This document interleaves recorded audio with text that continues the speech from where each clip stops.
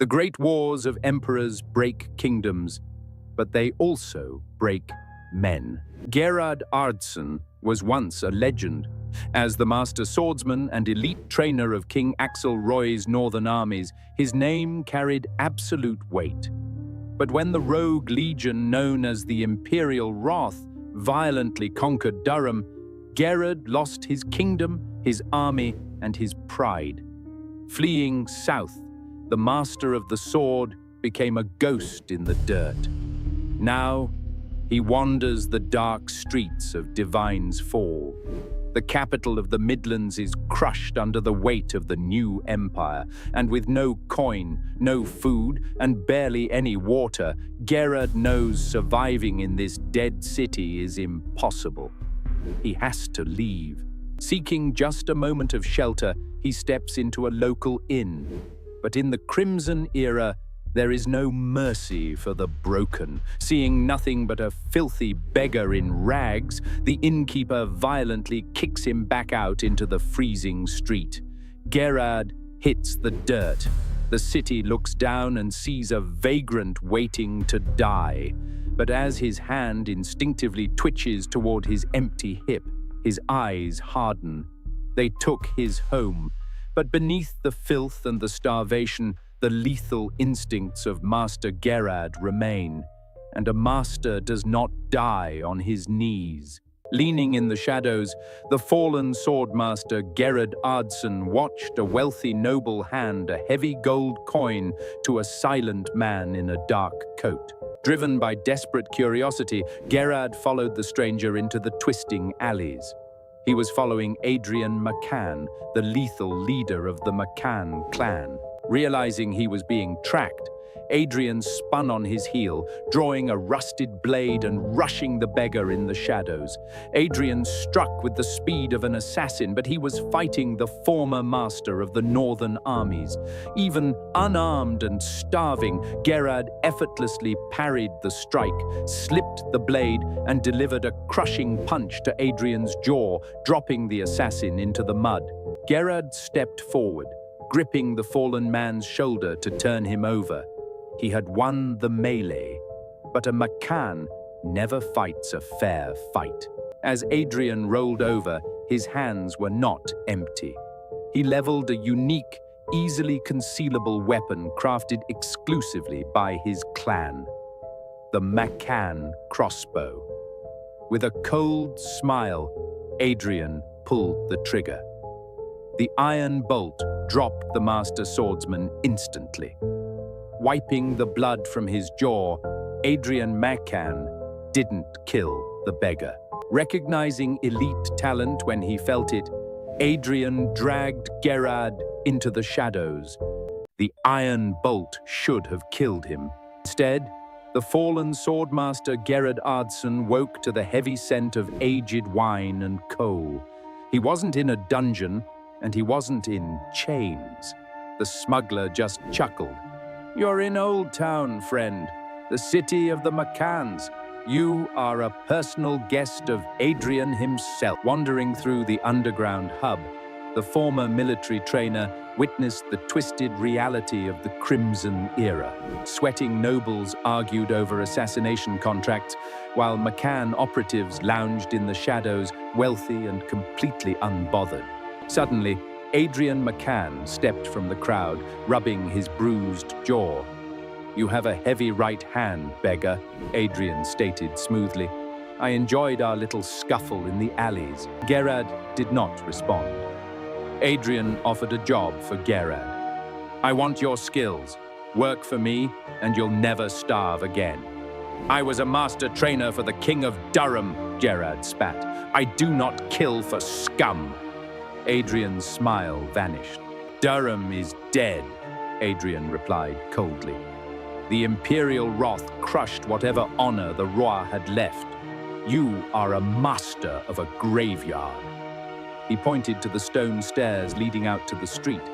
"Then go back to Divine's Fall. Go beg and starve in the mud like an honorable man." Gerad was completely free to leave. But the choice between his dying honor and his brutal survival had never been more clear. Gerad accepted the offer, trading his dying honor for brutal survival. But Adrian McCann did not lead the underworld's most lethal syndicate by trusting starving vagrants. Before Gerad could be taken as a serious candidate for the clan, he had to be broken down completely. Adrian subjected the former master to a series of vile, street-level tests. Tests Gerad never even knew he was taking. First was the test of cruelty. Adrian sent him to collect a minor debt from a crippled merchant. Expecting the honorable swordmaster to show mercy, Adrian had men watching from the shadows. But Gerad knew the cost of failure. He broke the merchant's fingers in the mud, officially severing his ties to morality.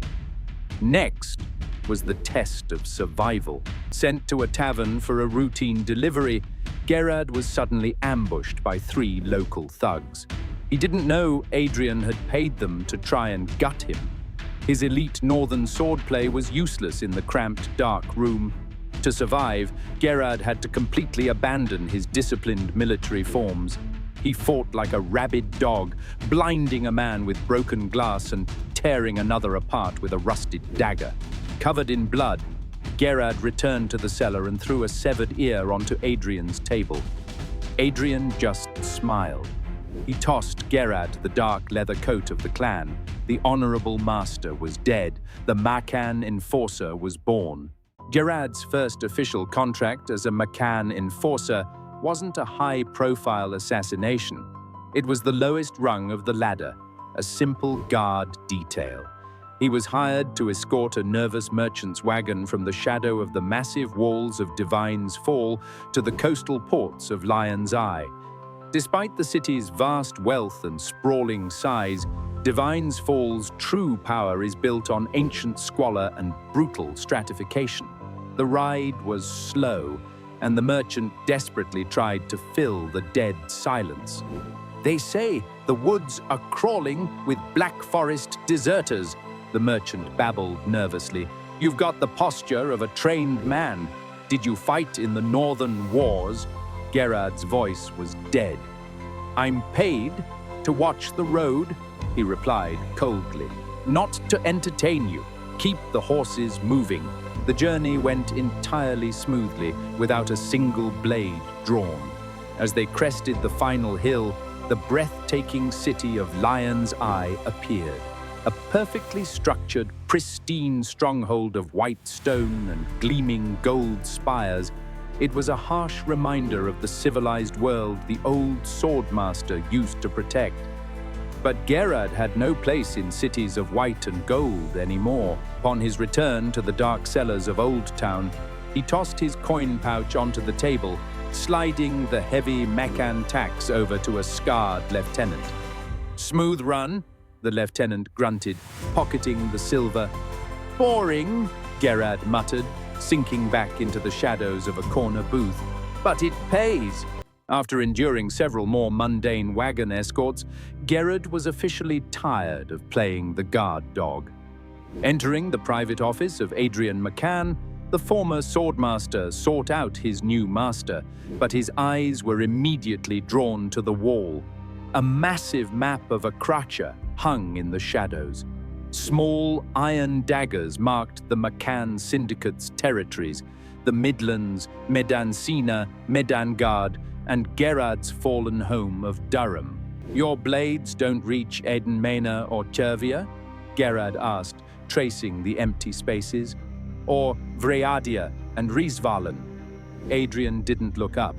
"Where there are no daggers, other shadows rule. Eden Mena and Chervia belong to the sea snakes.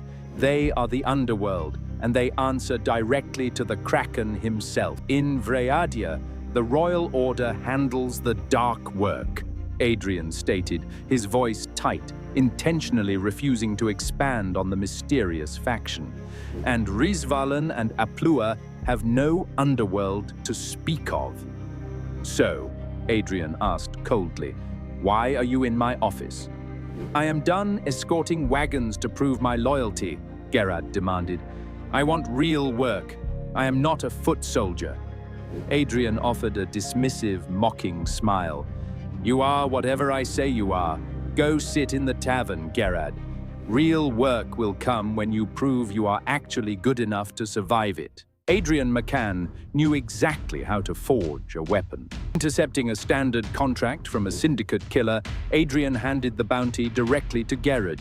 A northern bandit had fled Durham for the Midlands, owing the McCanns heavy coin. Tracking the target to an outpost north of the Highlands, Gerad demonstrated his terrifying evolution.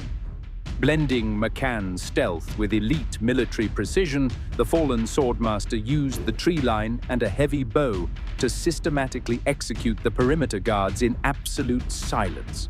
Stepping over the bodies, Gerad kicked open the door to the leader's cabin. But as he raised his blade, both men froze. The bandit leader was Bjorn Haraldsson, Gerad's former favorite student and a soldier of immense potential. "Master Gerad," Bjorn whispered, shocked to see the legend alive. But as he recognized the dark leather coat of the syndicate, his relief turned to pure disgust. "You're a McCann lapdog. You came to collect." "You had the skill to be a knight, Bjorn," Gerad replied coldly. "I am disappointed to find you a common bandit." Bjorn spat on the floor, raising his sword with furious pride.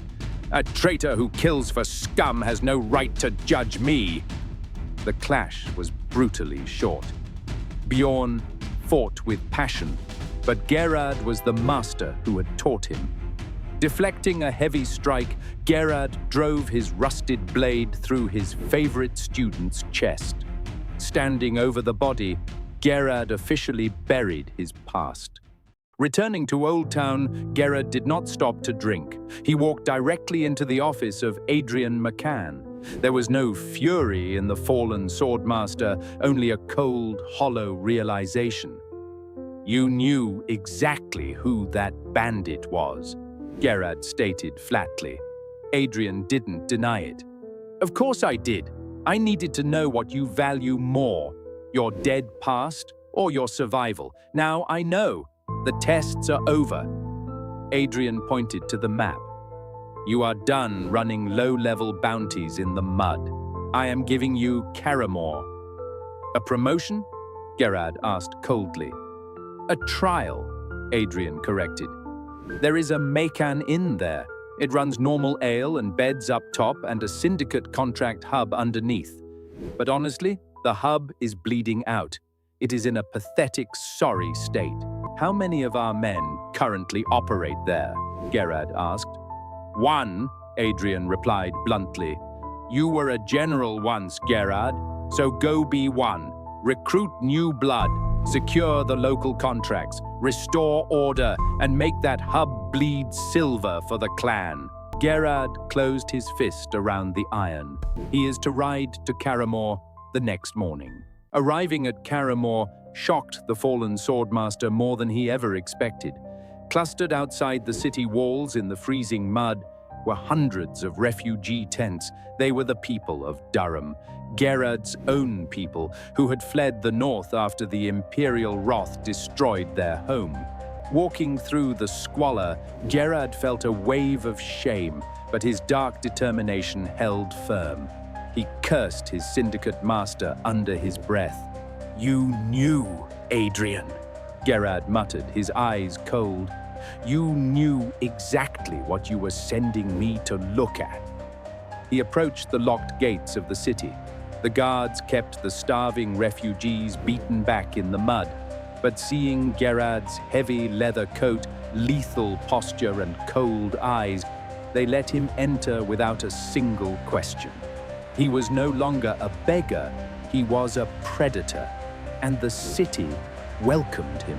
Gerad navigated to the Karemore McCann Inn. Bypassing the normal patrons drinking ale above ground, he unlocked the heavy cellar door and descended into his new underworld empire.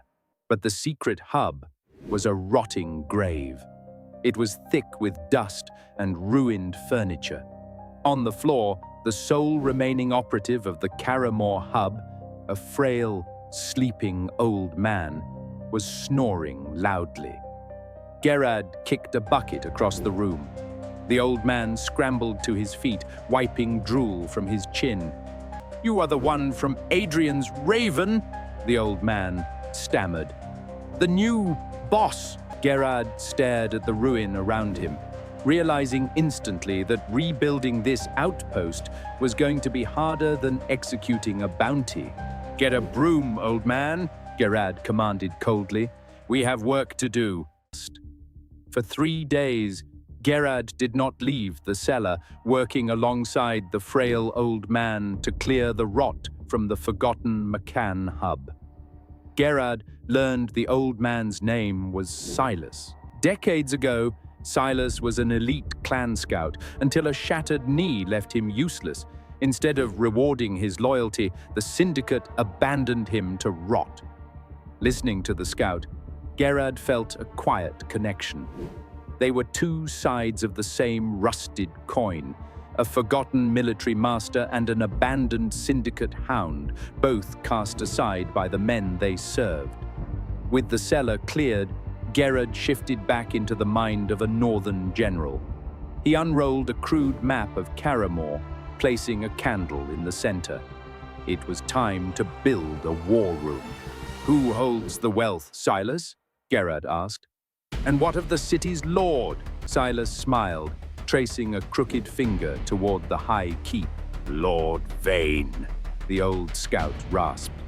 "He wears Midlands colors, but his gold flows east, and he bows only to the Kraken." The old scout still knew every dirty secret. Intelligence secured, Gerad now needed muscle. To build a disciplined, lethal crew, he needed desperate men with absolutely nothing to lose. He knew exactly where to look. Standing in the war room, Silas dropped a handful of rusted iron coins onto the map. Each was stamped with an owl. Gerad turned the crude iron in his fingers. "What is this?" he asked coldly. "We need killers and contracts, old man, not pocket change." "It is the old way," Silas rasped. "The owl coins, silent hunters in the dark. When a Macon hub dies, we leave these in the bloodiest alleys and the poorest taverns. It tells the desperate we are hiring, and it tells the wealthy we are hunting." As a former northern general used to raised banners and formal conscription, Gerad despised the idea of relying on a beggar's trick. But pride was a luxury they could not afford. Having no men and no other choice, Gerad swept the coins into his heavy leather coat. That night, the fallen swordmaster walked the freezing streets of Karemore. Moving like a shadow, Gerad scattered the owl coins across the city. He dropped them in the cutthroat alleys of the slums, the corners of the merchant quarter, and the muddy paths of the northern refugee camps. He was planting the seeds of his new army in the mud. The McCanns of Karemore were officially back in business. Now they just had to wait and see what kind of monsters answered the call. Wandering the grim streets of Karemore, a young, bitter local stumbled upon a rusted iron owl coin. Recognizing the old syndicate mark, he knew exactly what it meant. He headed straight to the Karemore Inn. Sitting nervously among the loud merchants and drunkards for hours, he finally worked up the courage to approach the heavy cellar door. The frail old scout, Silas, sat quietly guarding the entrance. The young man showed the rusted iron coin. Silas did not ask questions. He simply pocketed the owl and unlocked the cellar, granting the stranger entry into the underworld. Descending into the shadows, the young man met the new boss of Karemore. Gerad Ardson did not introduce himself. He simply stared through the client with dead eyes. "Speak your request," Gerad commanded coldly. "My wife," the young man stammered, his voice trembling with anger. "She is having an affair with another man in the merchant quarter. I want them both gone." Gerad felt absolutely nothing for the man's broken heart. 50 pieces of silver. Gerad stated flatly. Paid up front. Without hesitation, the young man placed a heavy leather pouch of silver onto the table. Gerad pulled the coin into the dark.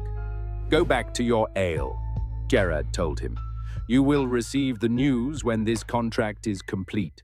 The next day, Gerad Ardson went to execute his first contract as a syndicate boss. After gathering the details from the bitter husband, Gerad waited in the shadows of the merchant quarter, ready to butcher the cheating wife and her lover. Eventually, the wife, Katrina, appeared.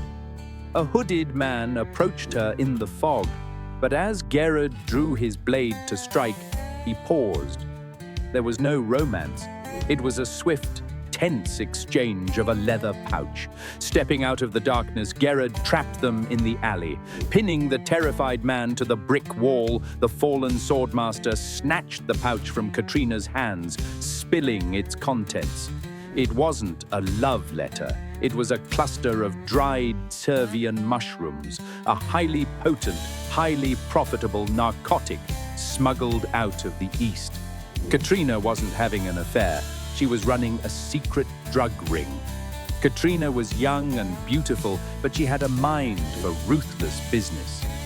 Recognizing the heavy leather coat of a McCann enforcer, she didn't scream.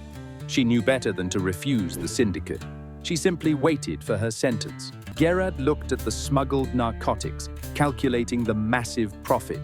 A dead woman paid 50 silver once. A smuggling ring paid a tax every week. He dropped the gasping man into the mud. "Your husband paid for your head," Gerad stated coldly, "but his contract is void.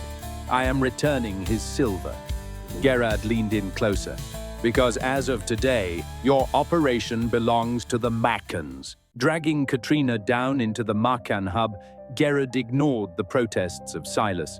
She confessed everything, detailing her drug routes, but when Gerad demanded to meet her supplier, Katrina's confidence vanished.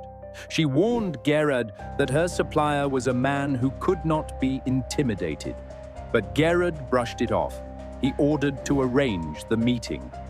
They traveled to a rotting, abandoned house on the northern edge of Karemore. When they stepped inside, Katrina became terrified. She bowed, trembling as she called out to, "My lord." Gerad's eyes narrowed, sensing the oppressive tension in the room. A man sat with his back to them, staring at a cup of ale and a Curvian mushroom. He rasped, asking why she disturbed him. She explained that a new man was taking over her operation. The man slowly turned around. Gerad's blood ran completely cold. The syndicate boss froze in absolute paralyzing horror. It was Titus Seaheart. "Titus," Gerad whispered, facing the legendary warhound, former leader of the Imperial Wrath, the very army that had burned Gerad's homeland of Durham to ashes. But Titus's eyes were dead. He simply stared at Gerad's heavy McCann coat. "A McCann?" Titus stated. "If the syndicate is taking over, I expect double the sales." Without another word, he dismissed them. The moment they reached the street, Gerad's violently slammed Katrina against the brick wall. "Why didn't you tell me it was the warhound?" The trauma of Durham's destruction clawing at his mind. Katrina stayed silent. Gerad slowly released her. The McCanns now worked for the man who helped destroy his life. Gerad Ardson and the smuggler Katrina wasted no time expanding their new Servian mushroom empire. After Gerad voided the assassination contract and returned the 50 pieces of silver, Katrina's husband immediately threw her out onto the street. With nowhere else to go, the ambitious young woman moved directly into the underground McCann hub. Together, they began organizing a massive expansion for Titus Seaheart's deadly supply. To double the sales, they needed a massive influx of new customers and desperate sellers. Gerad knew exactly where to find an untapped market, but it required a choice that would completely destroy whatever was left of his soul. He turned to the freezing refugee tents outside Karemore's gates, the survivors of Durham, his own people. Knowing that a man who kills for a syndicate has no honor left to protect, Gerad hired the most desperate refugees to push the Tervian mushrooms onto the rest of the broken, despairing camp. He profited off their trauma, selling them an escape from the reality the Empire had forced upon them. Gerad was no longer their general, he was their poisoner. Gerad's ruthless strategy worked flawlessly. Under his command, the Karemore McCann Inn transformed. Katrina quickly noticed that Gerad wasn't just smuggling the Tervian mushrooms.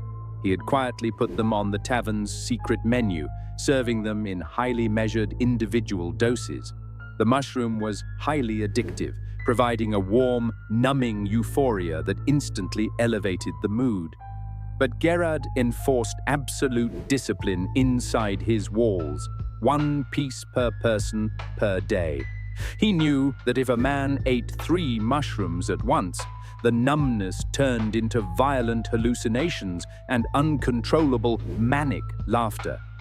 Gerad wanted paying customers, not screaming madmen drawing the city guard.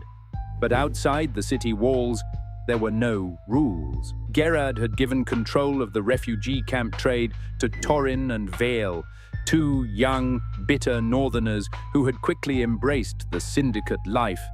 In the freezing mud, the mushroom was a desperate escape from the horror of the Imperial Wrath's occupation.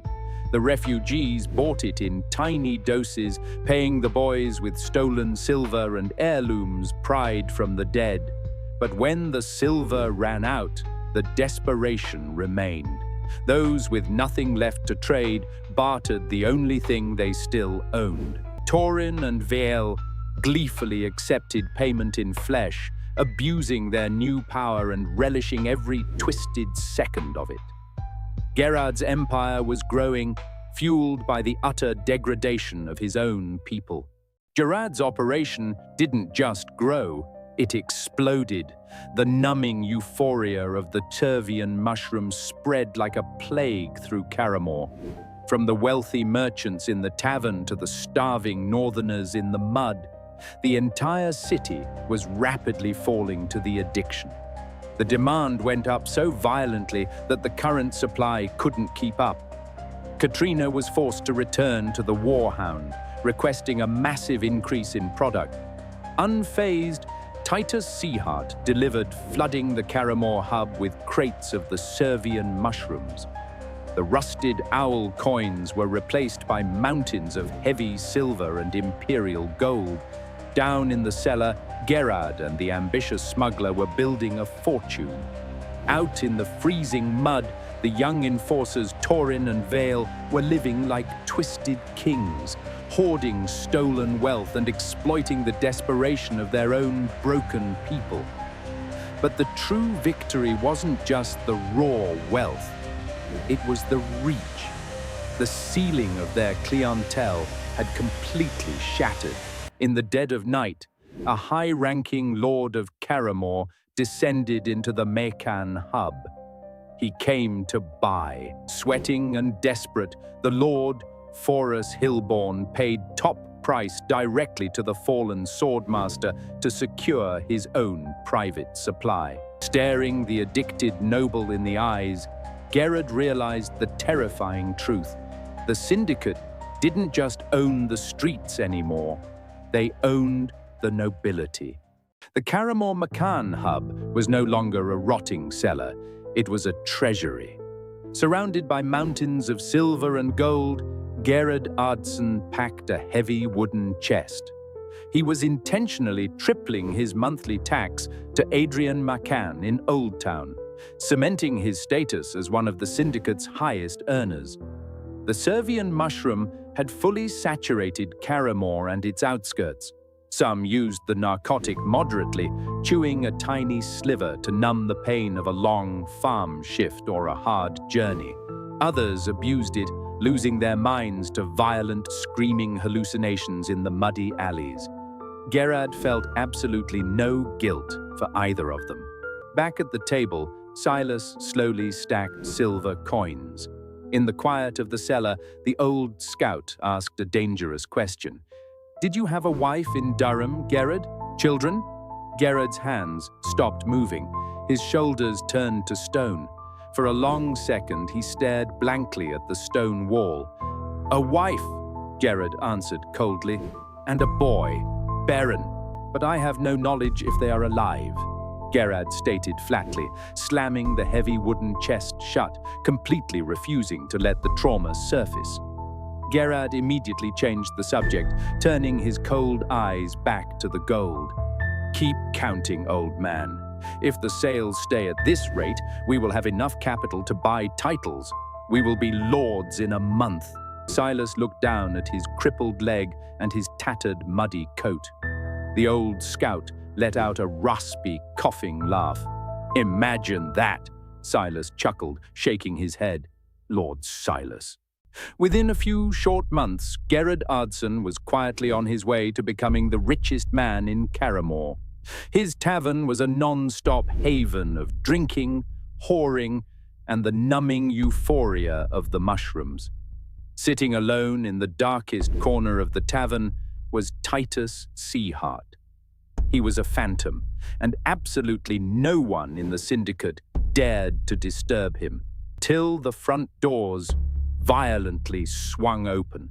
Two massive, brown-skinned Apluan warriors stepped into the inn, wearing brutal tribal leather and heavy steel, their scarred chests completely exposed to the cold. They towered over the local thugs. Marching directly to the corner, the lead warrior looked down at the broken wanderer. "Re ma gra zox. We are here for the holy warrior."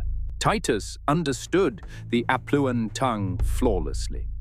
Standing, the former warhound asked why they had come. The Apluans revealed that the great Khan, Azor Grafor, had ordered him brought to Aplua.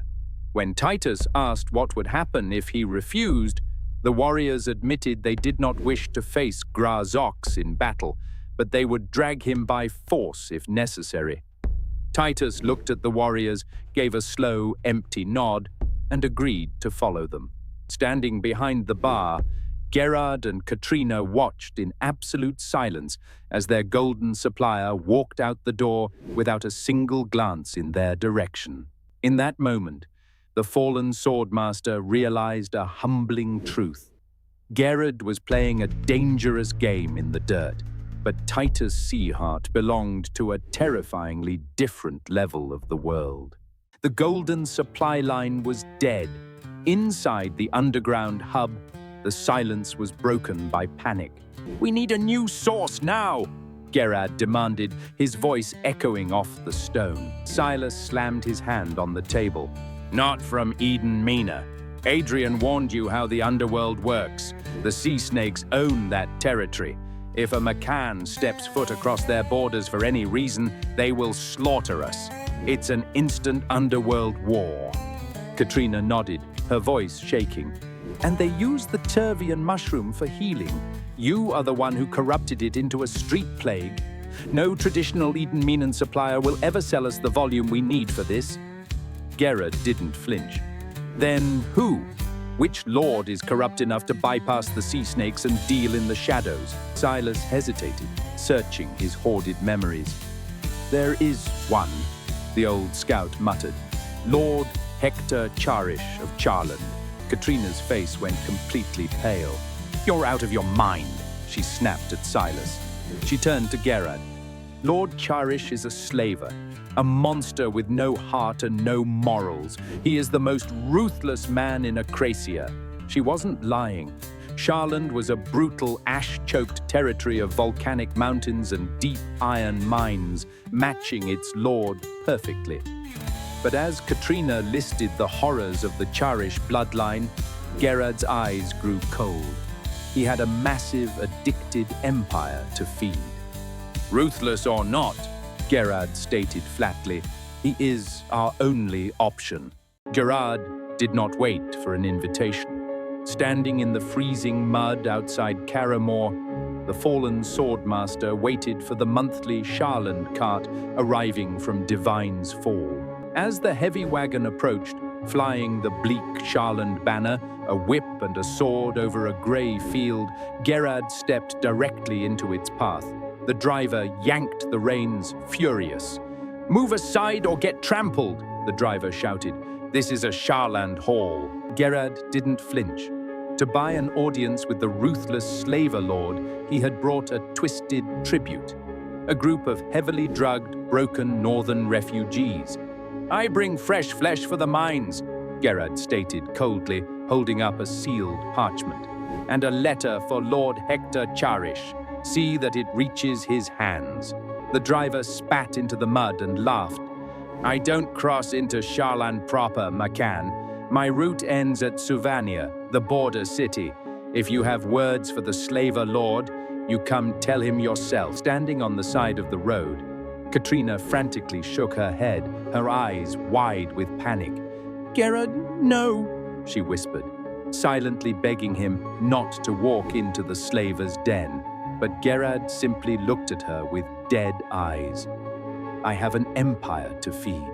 Ignoring the smuggler, he climbed onto the back of the slaver's cart.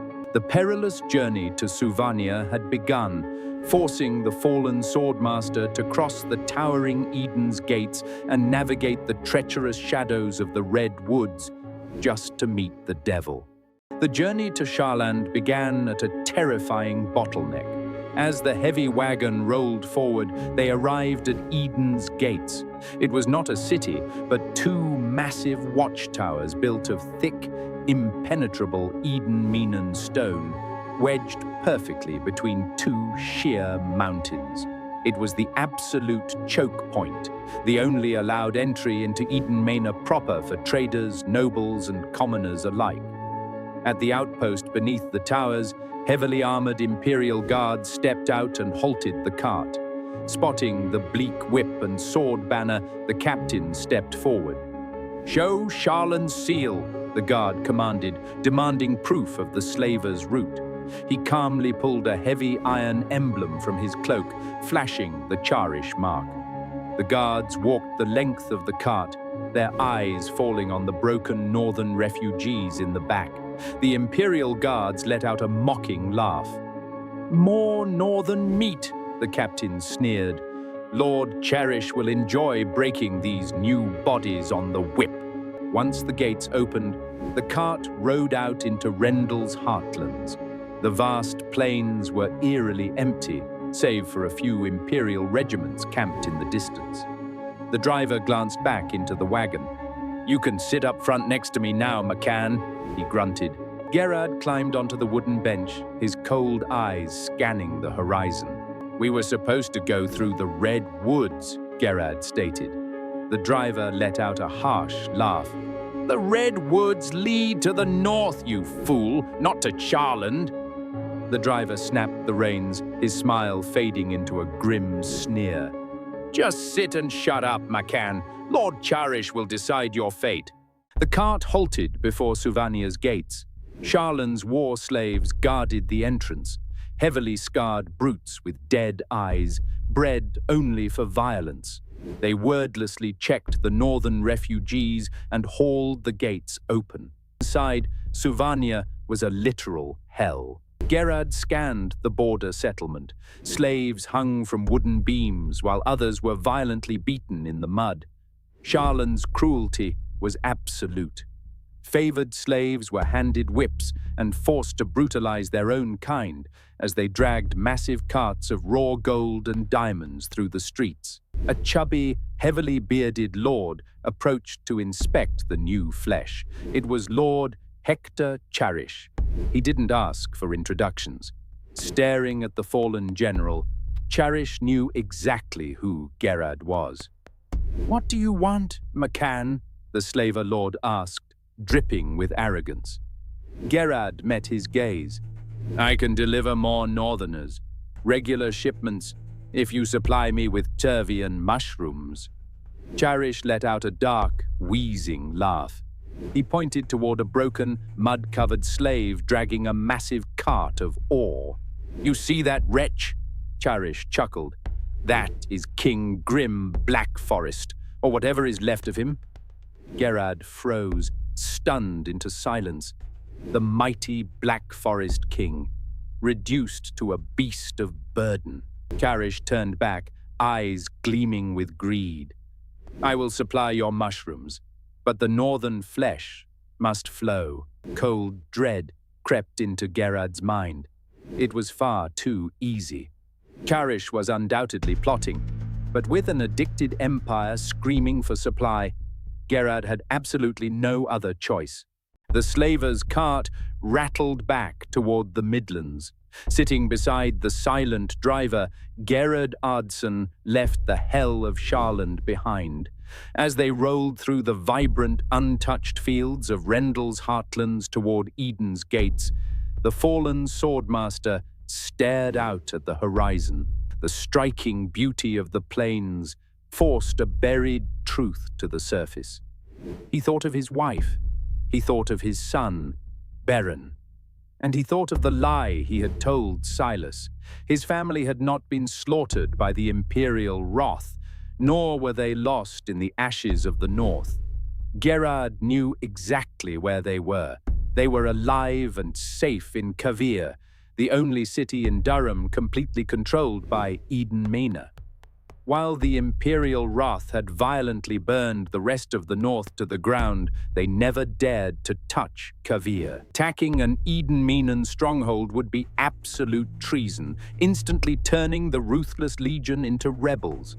As a result, Kavir remained an untouchable haven of free trade and open borders.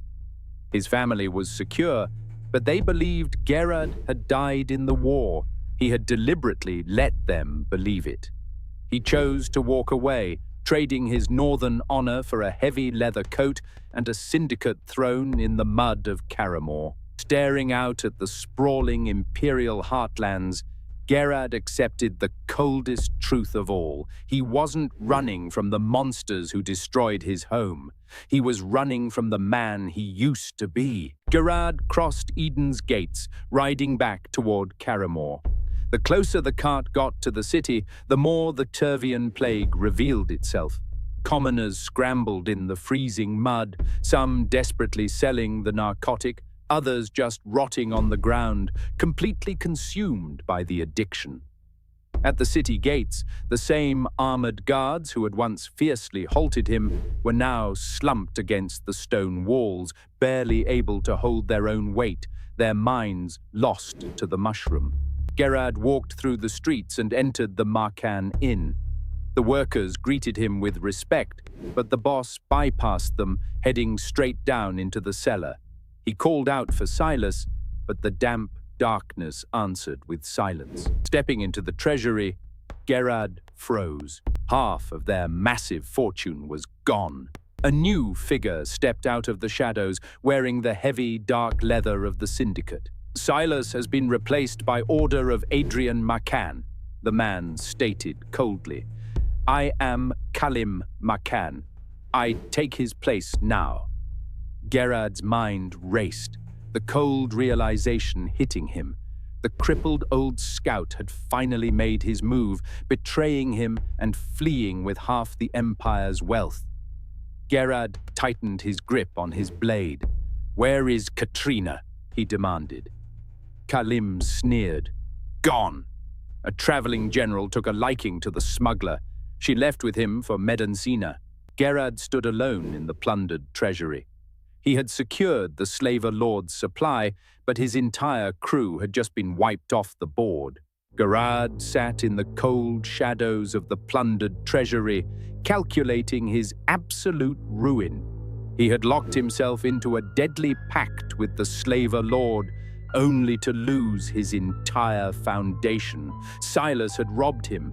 Katrina had abandoned him. Even his northern enforcers, Torin and Vile, had squeezed enough silver from the refugees to buy their way out, fleeing to become merchants in Lion's Eye. But the true threat standing above him was Kalim.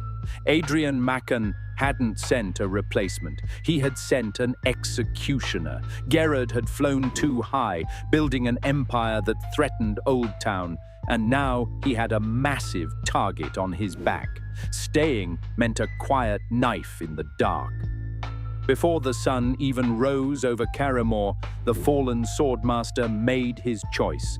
He packed his remaining wealth into a heavy satchel and stepped out into the freezing streets. Unclasping his heavy leather Macan coat, he let it fall into the mud alongside his syndicate badge. He strapped his northern steel back onto his hip. Taking a lone cart, he spurred the horses onto Divine's Path, the ancient road leading toward Lion's Eye. He knew exactly what this meant. When Kalim discovered he had fled, the Meccans would hunt him. When Lord Hector Charish didn't receive his northern slaves, the ruthless wrath of Charland would follow. He was a dead man either way, but out on the open road, outrunning two furious empires, Gerad finally had the chance to forge a completely new identity.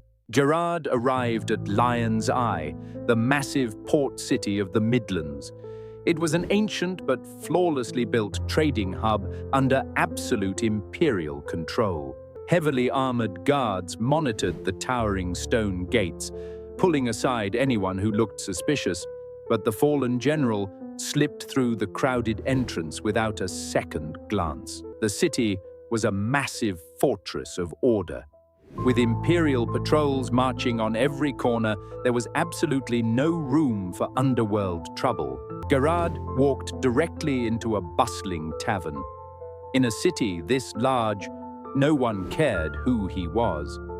He sat quietly in the corner, eating a warm meal and drinking a heavy ale, finally breathing free of Karemore's rotting stench. After tossing a silver coin for a rented bed, he paused, overhearing two traveling merchants at the next table arguing about the Western Citadel. It was the capital and the only true city of Western Vriadia. The merchants spoke of it with absolute awe, describing it as the most colossal city ever constructed in Akracian history. They spoke of its breathtaking, sky-piercing spires, its impossibly thick stone walls, and the legendary Grand Library, a massive, heavily guarded sanctuary hoarding the world's most ancient and forgotten knowledge. Gerad retreated to his rented chambers, locking the heavy wooden door behind him. Staring up at the ceiling in the dark, the hunted man realized where he needed to go to disappear completely. He closed his eyes, his mind set. He was going to the Western Citadel. The morning sun broke over Lion's Eye as Gerad Ardson navigated its massive, chaotic port. He needed a way off the mainland, and the ships sailing to Western Vredia were his only option. Western Vredia was an isolated island kingdom dominated by a single colossal monument, the Western Citadel. Boasting a staggering population of over 1 million souls, it was the largest city in Akracia, sustained entirely by an endless fleet of supply ships. Gerad scoured the docks, looking for a captain willing to take on a nameless traveler. He found Captain Rowan, a rugged sailor preparing a heavy cargo vessel. Gerad approached, asking when the ship set sail. "In an hour," Rowan grunted, barely looking up from his manifest. Pulling from his dwindling wealth, Gerad offered the captain a silver coin for passage. Rowan finally looked at the fallen general, his eyes locking onto Gerad's northern steel. "Double it," the captain demanded. Gerad nodded without hesitation, tossing a second silver coin into the man's calloused hand. Assuming the deal was done, Gerad turned to board the massive ship, but Rowan's heavy hand slammed onto his shoulder, stopping him in his tracks. "It ain't just silver on my deck," the captain stated with a hard smirk. "You have to work." He pointed toward a massive pile of cargo waiting on the docks. If the former underworld boss wanted to disappear into the Citadel, he was going to have to load the supply crates by hand with the rest of the dock workers. The heavy cargo ship finally set sail, cutting through the waves toward the crimson shores. Navigating the waters between Vriadia and Curvia, they passed a fortified island imperial outpost before a stunning coastal fortress caught Gerad's eye. High on a steep hill stood Stagmore, a brilliantly built stronghold with towering stone walls and only a single path of entry and exit. Flying proudly above its ramparts was not the imperial banner, but a striking green flag bearing a silver stag. "Why do they not raise the red kraken of the empire?" Gerad asked, watching the fortress fade. Captain Rawin adjusted the heavy wheel. "Stagmore is independent," the captain explained. "Their late lord made a pact with Rendell, helping him overthrow the Kralls. In return, they kept their sovereignty. Rendell honored the agreement, and it remains untouched." Gerad absorbed the history, realizing how much of the world he still didn't know. Suddenly, the wind shifted, howling violently against the sails. "Brace yourselves!" Rowan roared to the crew. "We leave the crimson shores and enter the black coast. The waters here are never calm." As the sky darkened and the waves began to violently churn, the rugged captain gripped the helm and bellowed a heavy Edenmenon prayer to the Kraken. "Lord of the Abyss, breaker of hulls, lend us your crushing strength. Dominate the tide, drag our enemies to the depths, and let your absolute wrath carry us through the storm." The Black Coast immediately lived up to its deadly reputation. Without warning, a violent storm swallowed the sky, plunging the massive cargo ship into terrifying darkness. The ocean churned into a chaotic frenzy of towering ink-black waves that slammed relentlessly against the wooden hull. Captain Rawin roared over the deafening thunder, fighting the heavy wheel with everything he had.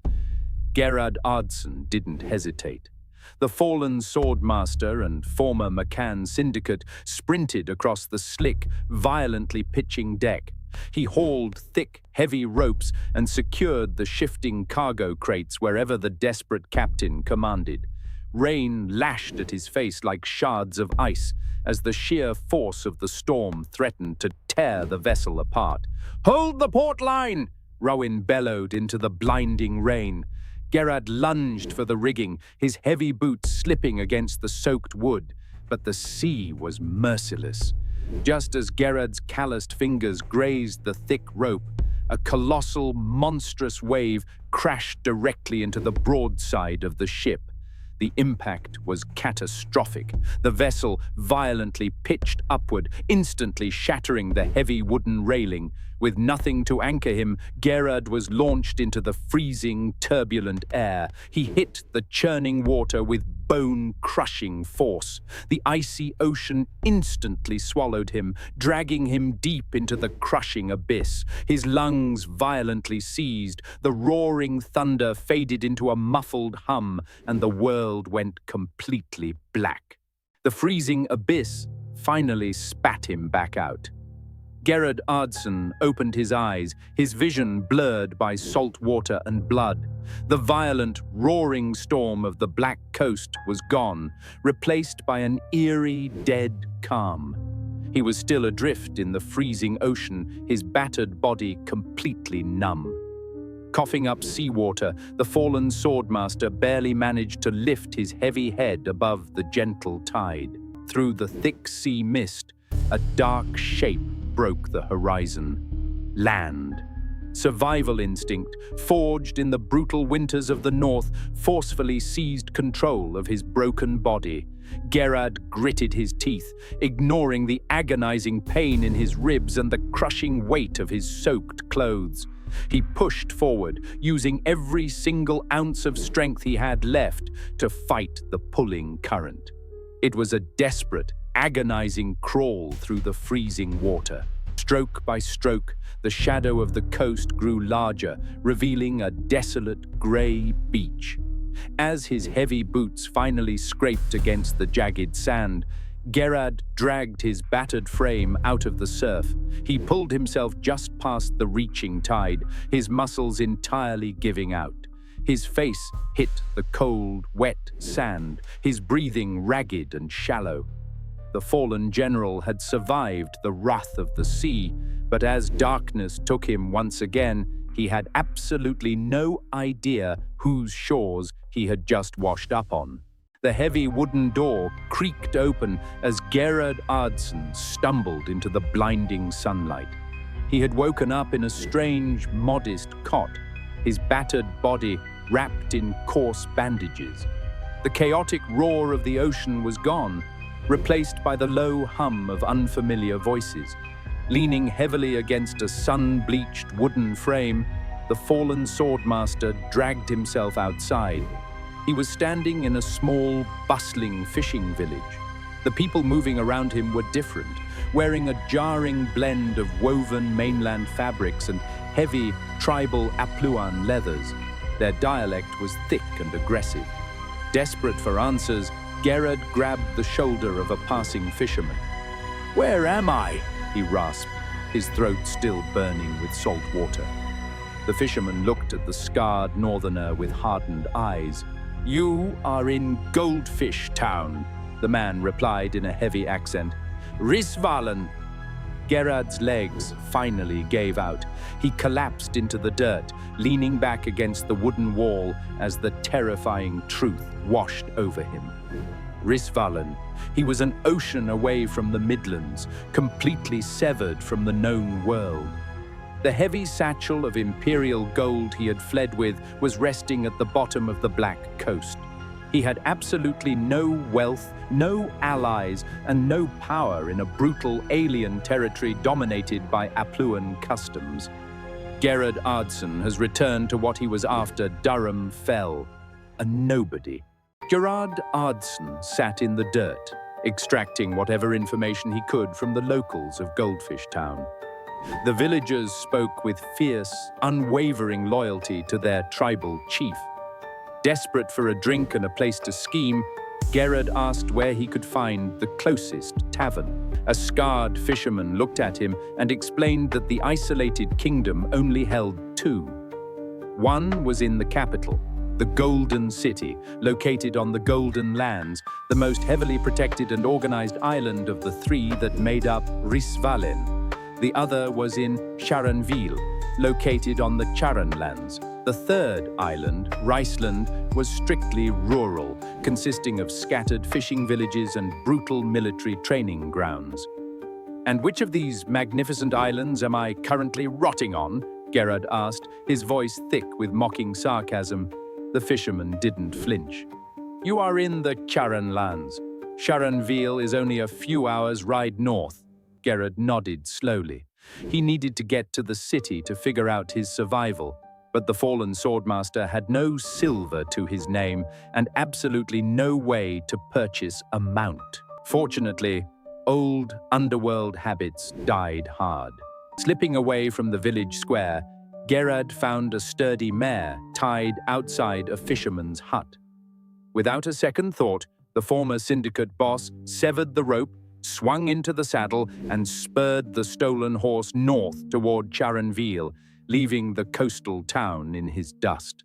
Gerad rode his stolen mare through the ancient stone gates of Charanville. The city was old, but flawlessly maintained, its streets clean and structured.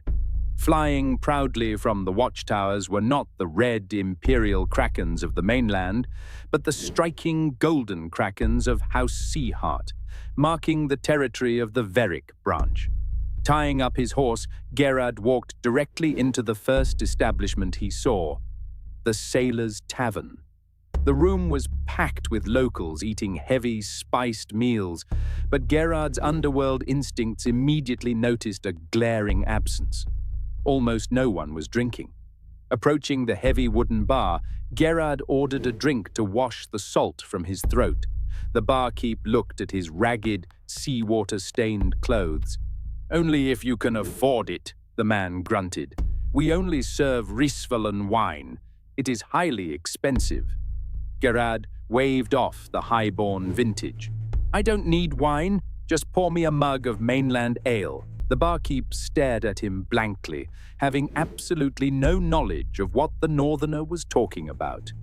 Gerad paused, his eyes scanning the sober tavern once again. An entire isolated kingdom, completely cut off from the cheap, highly addictive mainland brews. A slow, calculating smile spread across the fallen swordmaster's scarred face. He didn't need to deal with deadly narcotics or slaver lords anymore. He had just discovered a massive, untapped market, and he knew exactly how to build his new empire. Gerad's mind raced with the calculations of his new empire. The path to power in Rysvalen wasn't through blood or poison, it was through cheap mainland alcohol. To brew traditional Midlandian ale, he didn't need rare Curvian fungus, he just needed basic grain, yeast, fresh water, and a fire. But the fallen swordmaster was still a ghost with absolutely empty pockets. Walking out of the sailor's tavern, Gerad surveyed the bustling markets of Charonville.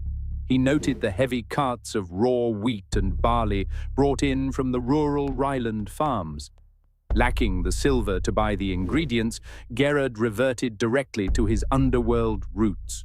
Waiting for the sun to drop, he stalked the market shadows. As the rural merchants closed their stalls, Gerad quietly lifted heavy sacks of grain and slipped them into the alleyways.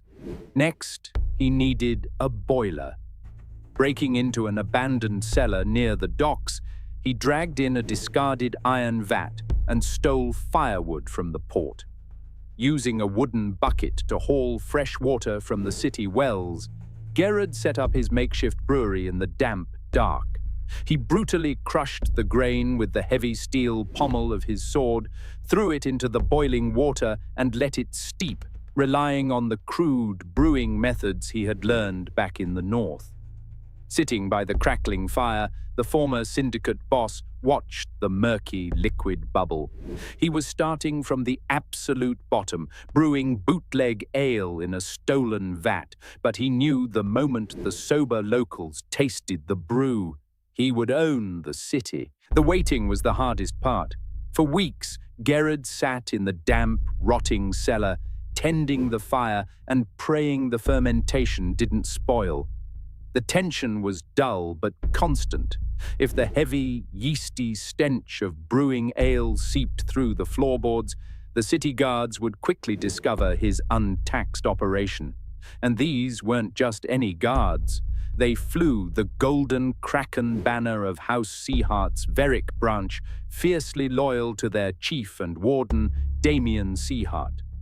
The son of late Emperor Veric was widely known as the Horror of the Eden-Menan Sea, a ruthless scourge to pirates and underworld scum. Gerad knew if Damian's men caught a former syndicate boss brewing illicit alcohol, he would be hanged from the docks. To mask the smell, Gerad burned pungent fish oil near the grates. When the first batch finally finished, he started quietly. He carried unmarked wooden jugs to the docks at midnight, offering strong mainland ale to the exhausted fishermen who could never afford Rysvalen wine. The cheap buzz quickly won them over, and silver began to trickle in. It wasn't an explosion of wealth, it was a slow, grueling grind. Gerad used his first earnings to legitimately purchase barley, avoiding the suspicion of theft. He bought more iron vats. The cellar grew cramped and dangerously hot. Every heavy footstep in the alley above made his hand drift to his sword, expecting Damian's men to kick the door in. But they never came. 1 copper turned to silver as the ghost of Karemore quietly built a bootleg monopoly in the dark. Wandering deep into the rural Charonland forests to forage wild roots for his bootleg ale, the fallen swordmaster simply stepped into the wrong thicket. A sudden, sickening thwack broke the silence. A stray hunting arrow tore cleanly through his neck. Gerad collapsed into the damp leaves, choking on his own blood.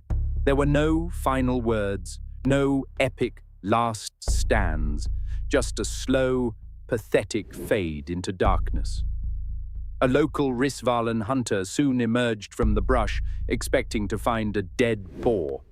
Seeing an unrecognizable vagabond bleeding out in the dirt, the panicked hunter simply stripped the body of its boots, dragged Gerad into a deep ravine, and left him for the timber wolves to hide the mistake. The ghost of Karemore died an absolute nobody. Yet, an ocean away in the Midlands, his legend grew into a towering myth. To the syndicate street rats, he was known as Gerad the Unlucky, a boss who lost his massive fortune, his empire, and his crew all in a single week. But in the whispered, shadowed corners of the taverns, he was praised as the luckiest bastard to ever walk Akracia. No one ever knew he fled to Rysvalen. He remained the only man in history to cross both the ruthless Adrian McCann and the terrifying Slaver Lord Hector Charish and vanish completely into thin air. He died rotting in an unnamed ditch. But in the Midlands, Gerad lived forever.